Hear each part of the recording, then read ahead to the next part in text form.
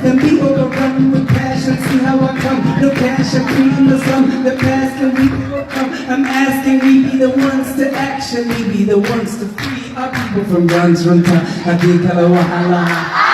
Until the lion learns to speak, the tales of hunting will be weak. My poetry hails within the streets. My poetry fails to be discreet. It travels across the earth and seas, from Somalia all the way to DC.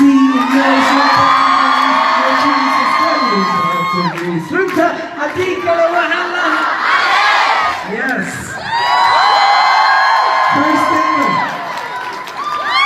First ever. It had like this song of mine that I think, you know, I seen it in her campaign. But before this song, you know, it became whatever it became. When I first wrote it, there was this little story in it, this part of the song that never really made it into the actual recording. And it was about when me and my family came, you know, it was detailing the story of me and my family coming from Somalia. Do you guys want to hear that? I'll need your help in the chorus part and the song. If you know it, it goes a little something like this. When I get older, I will be stronger. They'll call me freedom, just like a waving flag. Okay, so then the story went. I got off the plane in America, feeling insane in America. It was me and my brother, sister and mother, and then it hit me, 'cause I was thinking, where are my friends and why aren't they with me? But I will make it and rep you strictly. Remember how we heard about New York City? Well, that's where I am. We moved to Harlem until the INS gave us a problem. So we had to sneak up into the T-Dot. Toronto freeze us. The whole thing was rough. That was the 90s. I was young and I started writing, open mic ciphering, till my skills brightened. Back then, if it wasn't bling bling, then it was in sync. I started thinking, I remember singing, when I get older, I will be stronger. They call me freedom, just like a waving. I was born to a throne, stronger than Rome, but violent prone, poor people's zone. But it's my home, all I have known, where I got grown. Streets we would roam, out of the darkness, I came the farthest, among the hardest survival. Learn from these streets, it can be bleak, except no defeat, surrender, retreat, so we struggle, fighting to eat, and when we'll be free, so we patiently wait for that fateful day. It's not far away, but for now we say, when I get older, I will be stronger. They'll call me freedom, just like a waving flag. And then it goes back, and then it goes back, and then it goes back, and then it goes, when I get older, I will be stronger. They'll call me freedom, just like a waving flag. And then it goes back, and then it goes back, and then it goes. One more thing. So many wars, settling scores, bringing us promises, leaving us poor. I heard them say, love is the way, love is the answer, that's what they say. But look how they treat us, make us believers. We fight their battles, then they deceive tried to control us. They couldn't hold us, cause we just moved forward like buffaloes. So we're struggling, fighting to eat, and we wondering when we'll be free. So we patiently wait for that fateful day. It's not far away, but for now we say, when I get older, I will be stronger. They'll call me freedom, just like a waving flag. And then it goes back, and then it goes back, and then it goes back, and then it goes. When I get older, I will be stronger. They'll call me freedom, just like a waving flag. Thank you very much. Ladies and gentlemen, my friend, Jouney.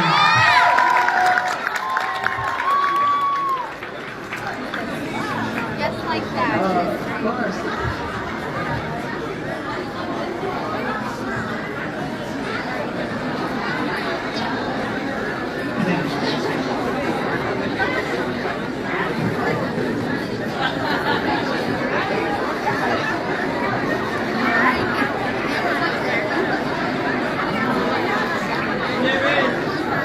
Assalamu alaikum. What an honor it is to be here at this joyous celebration. Thank all of you for being here, and especially thank you for sticking it out. Ilhan was a little busy taking some votes in Congress, and let me just say we are well on the way to getting this country back on track.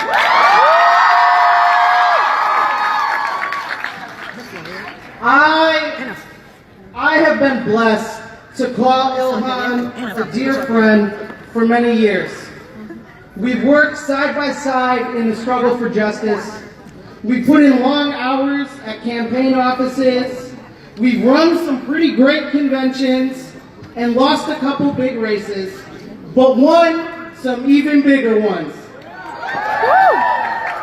And we've also had some pretty fun talks at Perkins over coffee. In the time that I've known Ilhan, I've had the opportunity to introduce her quite a few times.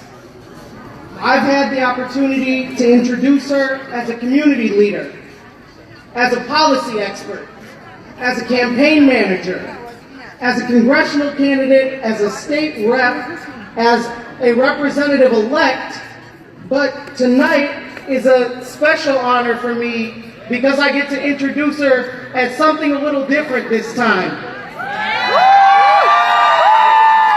Tonight, I get to introduce Congresswoman Ilhan Omar.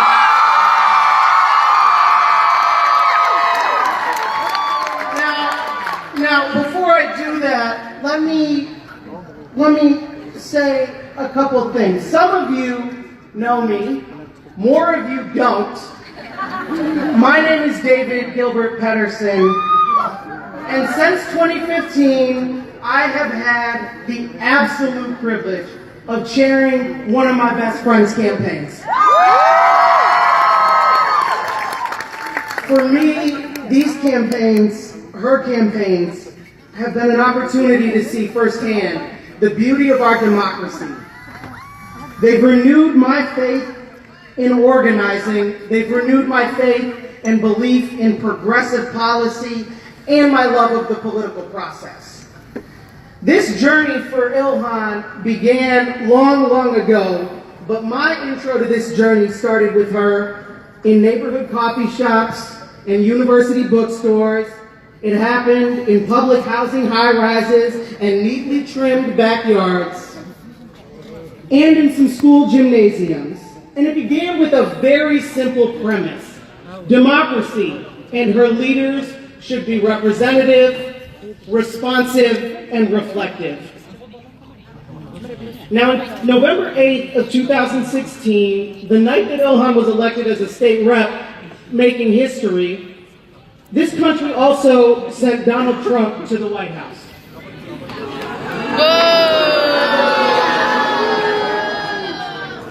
Since that day, we've seen the power that politics has to divide and to oppress.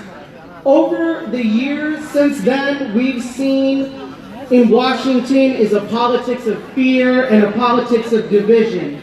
We've seen Donald Trump and his political cronies villainize our neighbors who look differently than us, who come from somewhere different than us, who pray a little differently than us, or who love a little differently than us.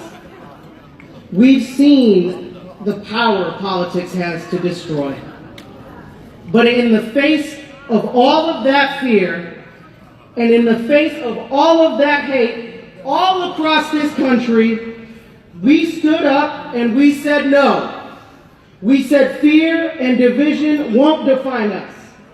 We will rise above hate. We will overcome division, and we will chart a new path forward. A path that Ilhan has said should prioritize equity, center inclusion, and a path that demands justice.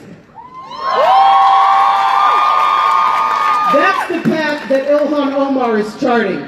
That's the path that we're charting. During this campaign, we've seen Ilhan defy the odds at every turn, breaking barriers and beating expectations. But this campaign taught the world about more than just her identities and did more than just send her to Congress.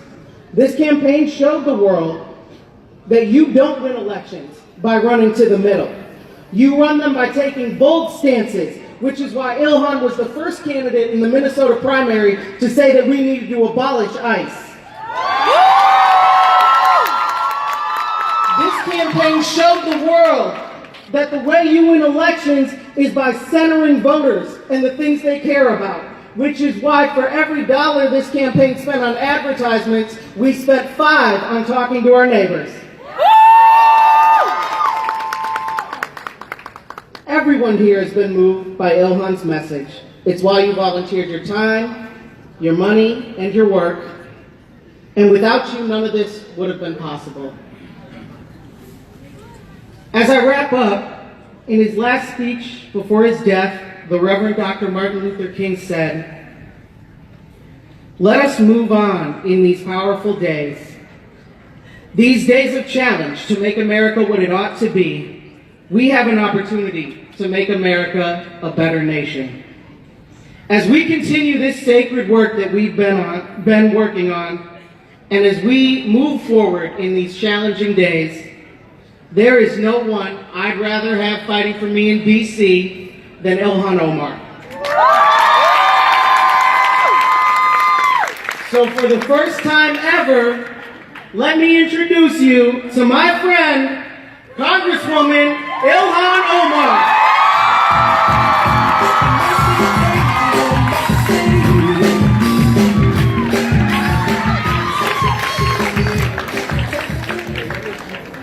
Assalamu alaikum. Bismillahirrahmanirrahim. Hello, everyone. I'm really excited to be here with you all, and more than honored that so many of you showed up, stayed for like 3.5 hours and I took my first votes, and is still here to celebrate with us on what was a very historic day that concluded a very historic election and a very historic journey that I've been on.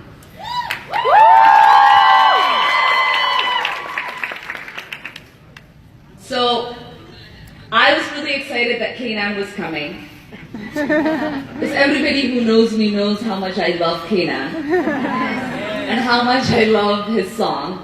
And I fell in love with his song because my son, Adnan, first fell in love, and it sort of trickled down or up. So I want to thank him for canceling the important work that he was doing to take a moment to be here with us and to not celebrate only with me, but with all of you who have come together to celebrate this historic night with all of us.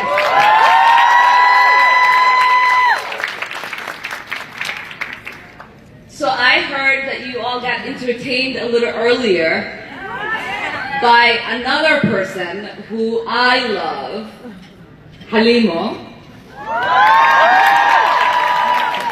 who joins us all the way from Sweden. I talked to Halima a few nights ago, and she said she was coming into Minneapolis possibly for the New Year's. And she said, I'm such a fan, I wonder if I can meet you. And then I started crying, because I was like, I'm a fan. And it would just be such an honor if you came and celebrated with me in DC for my inaugural celebration. So thank you so much, Halima, for making the journey. Thank you for being here with us. And thank you for sharing your talent with the world. I also want to thank my family who came all across this country and the world. We have family visiting from Canada, from Dubai, from England, from Somalia, all over, and all over this country. So I want to thank all of them. But I mostly want to thank my husband, my children,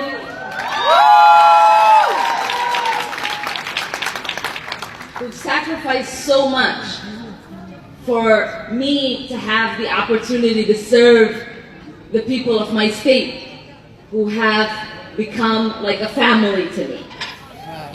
So thank you.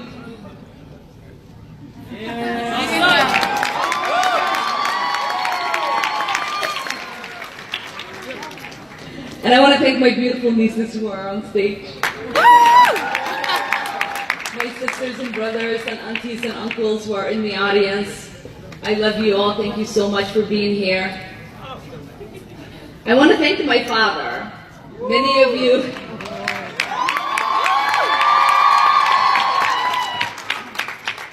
you might have seen the message he sent out about the journey we made. My dad and I have been through a lot.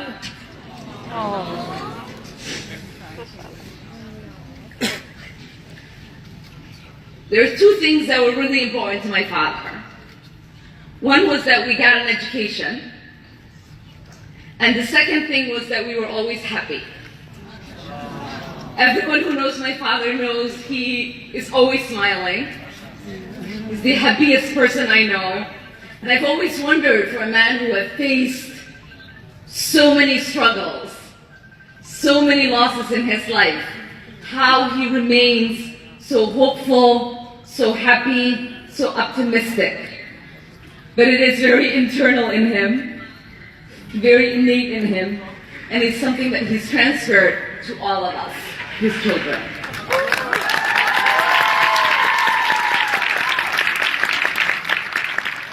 His name is Noor, which means light, and he's the light of my life.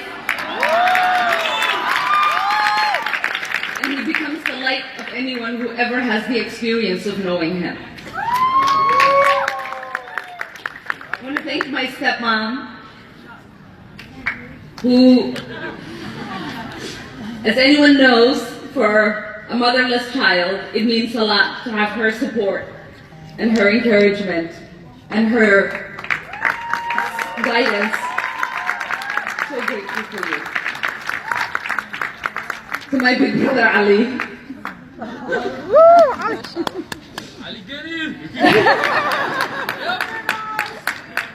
The constant hype man.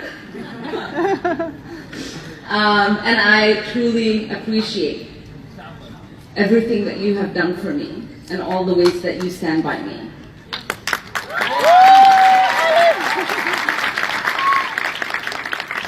To my campaign team who's here, I love you all.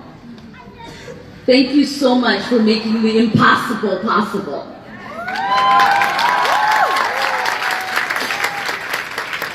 And to my staff here, who I am having a joyful time getting to know, and to my staff who will remain in our district office in Minnesota, I am grateful for your bravery in signing up to be on this journey with me. We're going to have some fun and make some good trouble.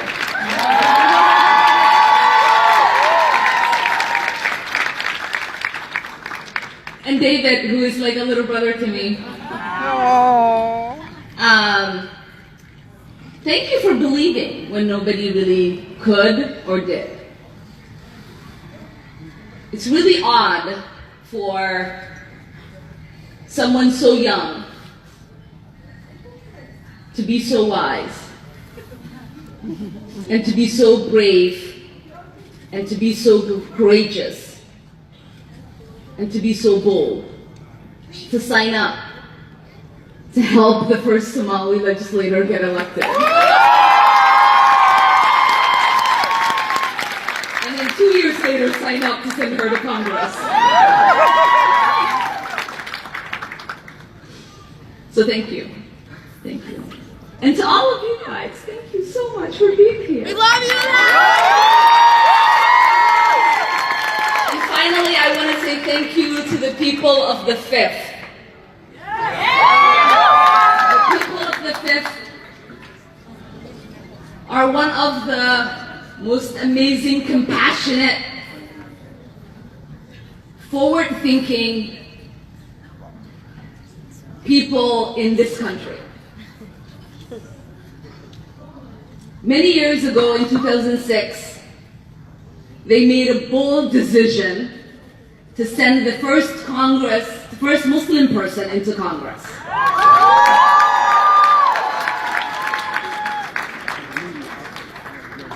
And my brother Keith Ellison, Congressman Keith Ellison, and the soon-to-be Attorney General of Minnesota, Keith Ellison, paved the way for so many Muslims to think of themselves as people who had a position in American politics, people who belonged, people who could start thinking about what it meant to take their rightful places in the people's houses across this nation. So because he took lots of punches on our behalf, that this refugee could think about being here today.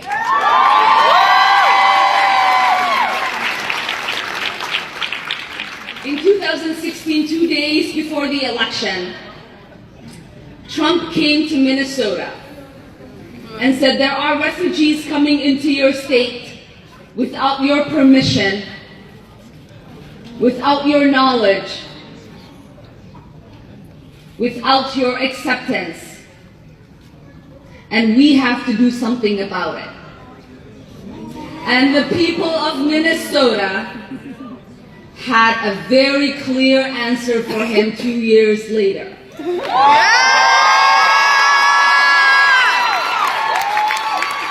said, not only do we welcome refugees, but we send them to Washington to represent.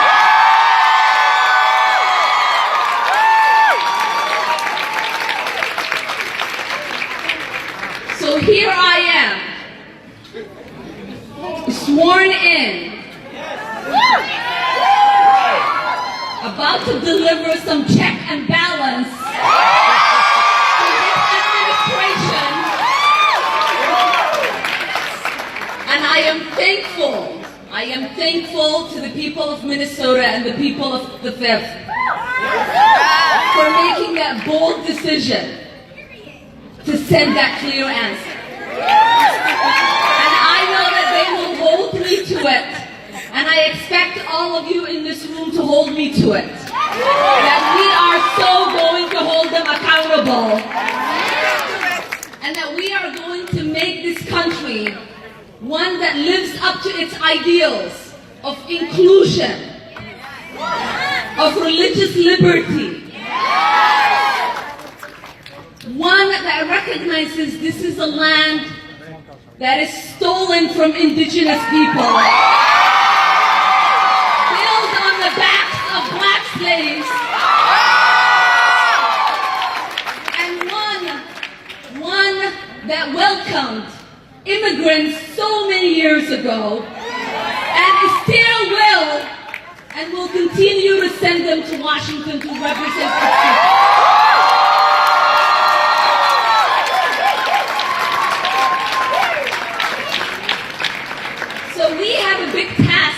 front of us. We came into Washington with the government shutdown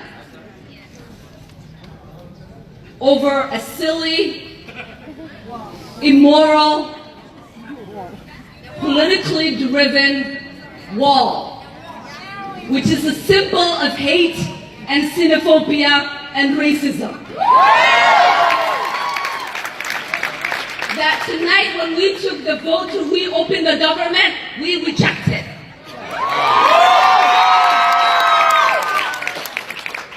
So I am excited for the next couple of days, next couple of weeks, next couple of months to be part of the progress that will happen in this country. One that will deliver for its people. One that will restore, reshape, and reinstitute hope in its democracy. One that will center people in our politics.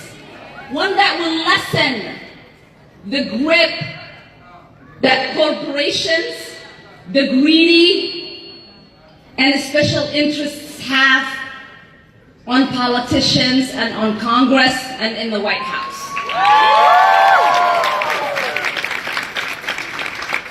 A dear friend of mine, Representative Erin Murphy, says, "We believe in the politics of joy.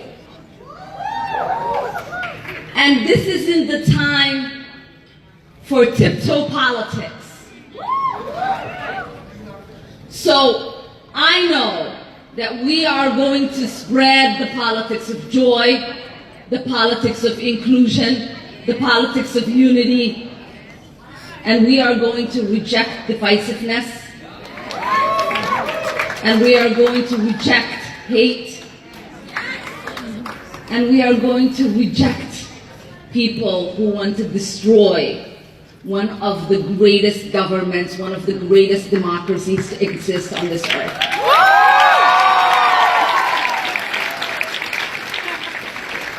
Because true patriotism is believing in your people and in your nation, not an administration or a leader. That is dictatorship and tyranny. So it is an exciting time in Washington. So many of my sisters, over 100 women in Congress, got sworn in today.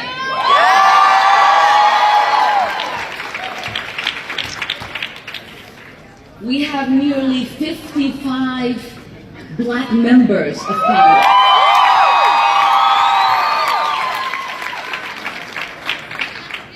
I got to witness the swearing in of the 2 first Indigenous women.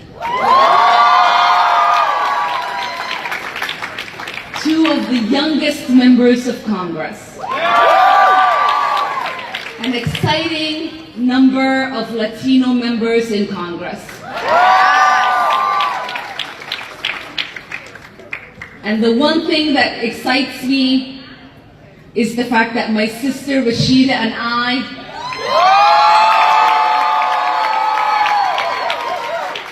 got to be sworn in as the first 2 Muslim women in Congress.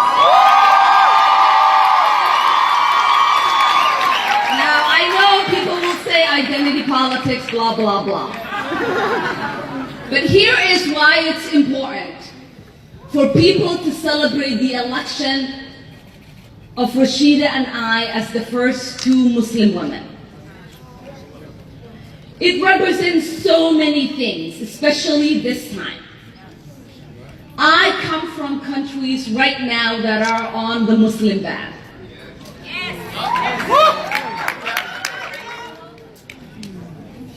If this ban was happening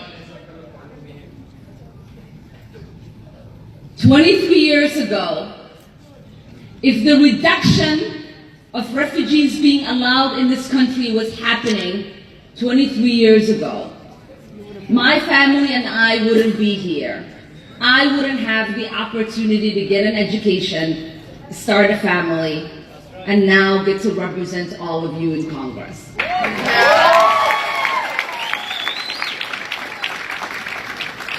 Now, my sister Rashida is of Palestinian heritage.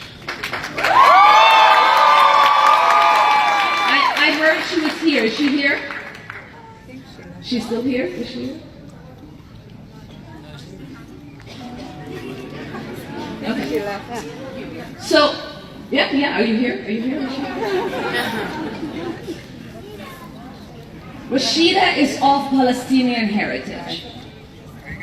She understands what it means to be oppressed. She understands what it means to be of heritage that is used as political football. She understands what it means to be of heritage that is invisible, unspoken of, and undefensible. And today, the voices of Palestinians across this world got uplifted and amplified in ways unimaginable to most of us many years ago.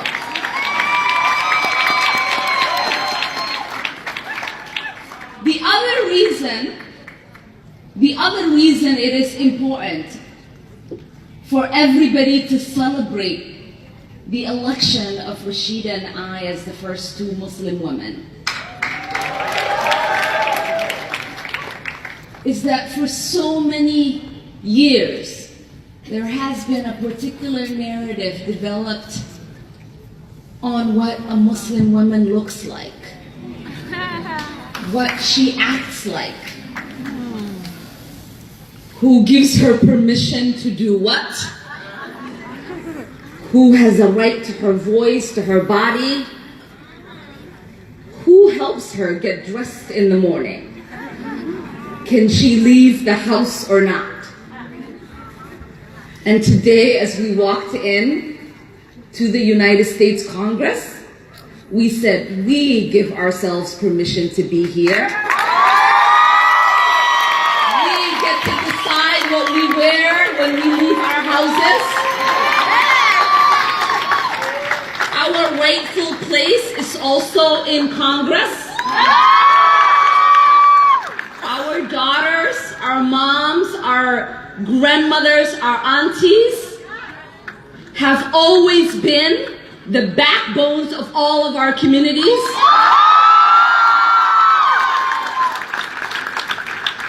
We have never needed a permission or an invitation. All we ever asked was for people to step out of our way so we could take our rightful place. And when that didn't happen, we moved people out of the place, and when we needed to bulldoze through them, we did. And so now we're here. And every fear-mongerer, every hate-filled member of our society has to deal with us. And if they can't, they just have to deal. So thank you so much for being here. Thank you for showing up in all of your communities. The task ahead of us is a daunting one. But I know that as tiny as I am,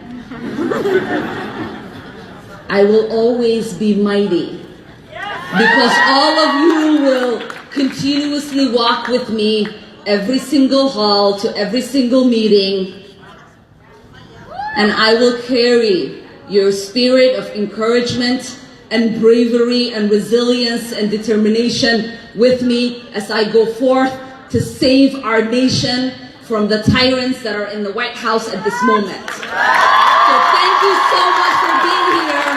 And here is a more inclusive, peaceful, and progressive world. Thank you so much. MashaAllah, alhamdulillah, thank you so much for being here.